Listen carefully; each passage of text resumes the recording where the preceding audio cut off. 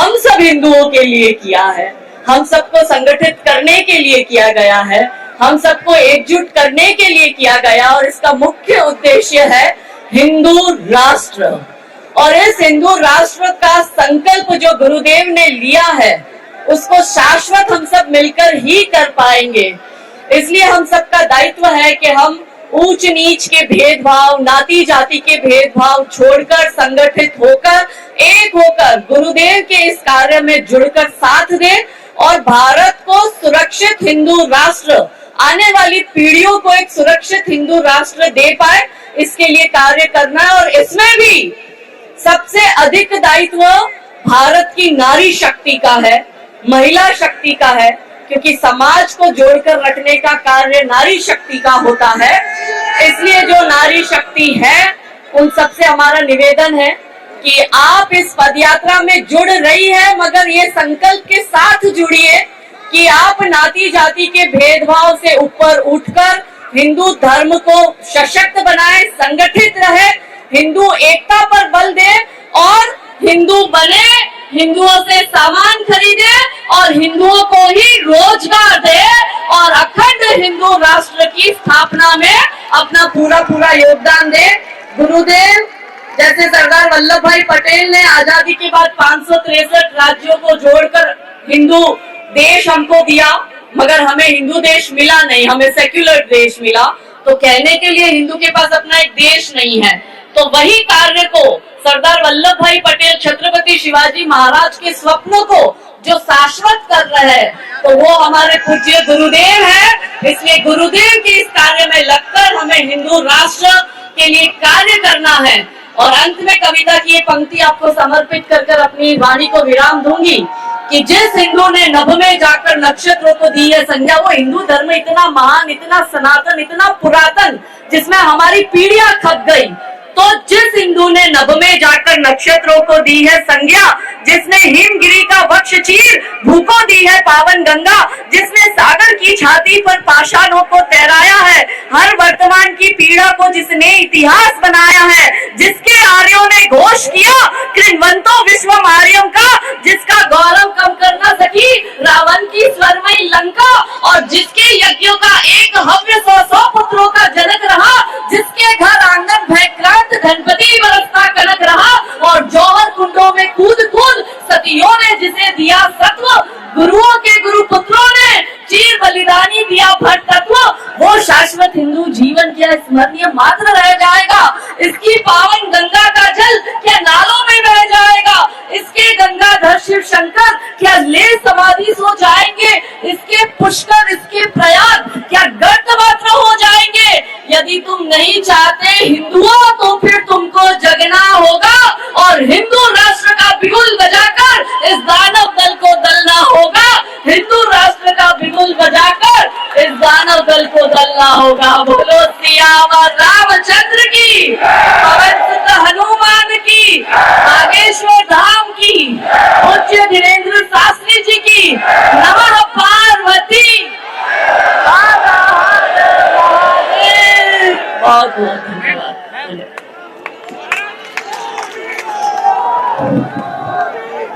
अब हम कुछ संतों को साधुवाद देते हैं।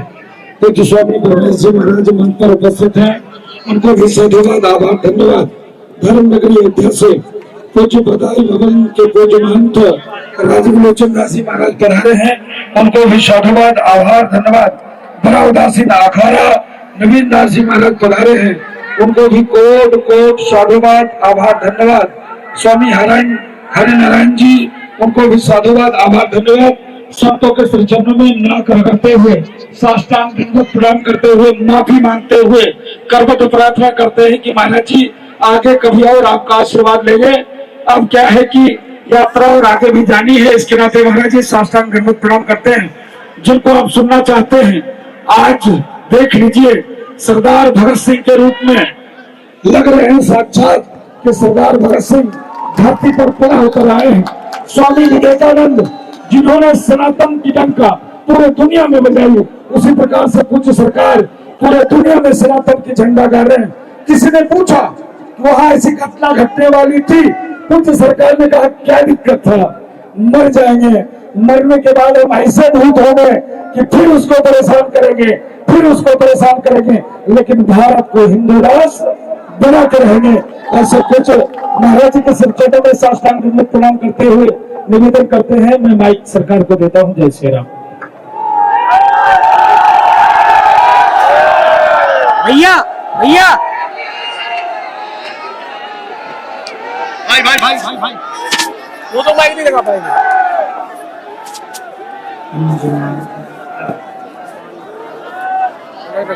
अंजनानंदनं वीरं जानकी शोकनाशनं कपीशमक्षहन्तारं वन्दे लङ्काभयङ्करम् गोष्पदीकृतवारिशं मस्कीकृतराक्षसम् रामायण महामाला रत्नम वंदे अनिलात्मजम् मनोजवं मारुततुल्यवेगम् जितेन्द्रियं बुद्धिमतां वरिष्ठम् वातात्मजं वानरयूथमुख्यं श्रीरामदूतं शरणं प्रपद्ये। साधु बनना कठिन है जैसे पेड़ खजूर, चढ़े तो चाखे प्रेम रस पर गिरे तो चकनाचूर।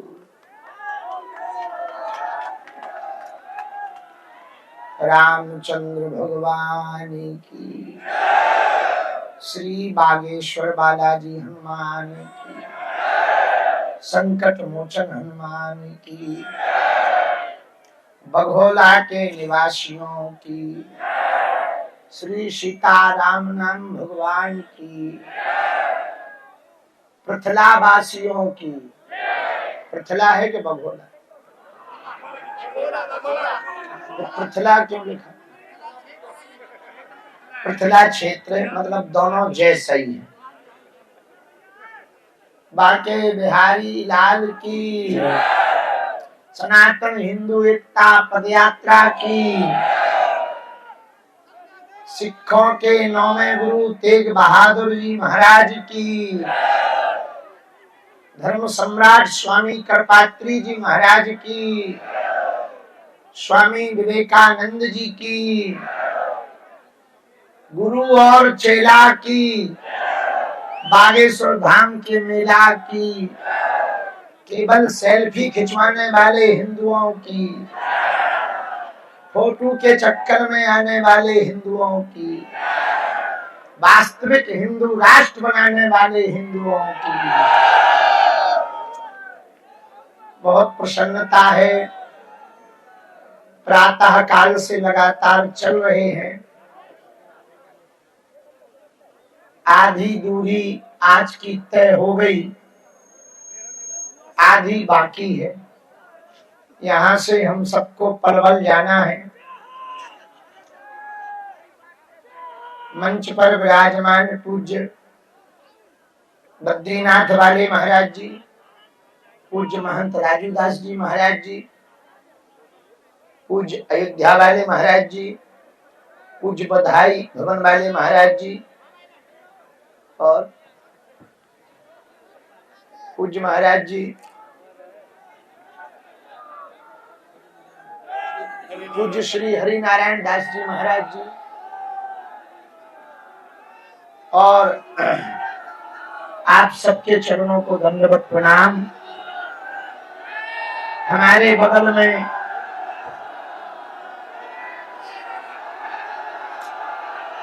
हिंदू एकता के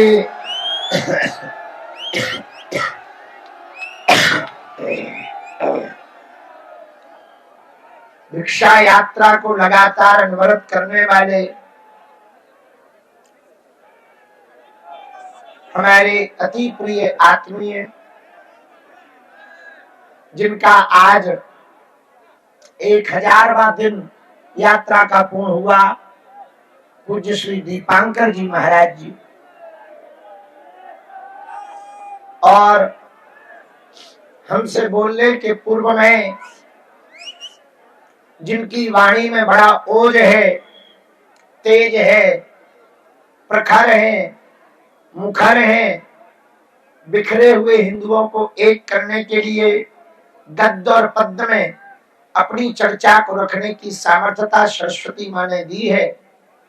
गुजरात से आई है हमारी बहन काजल हिंदुस्तानी,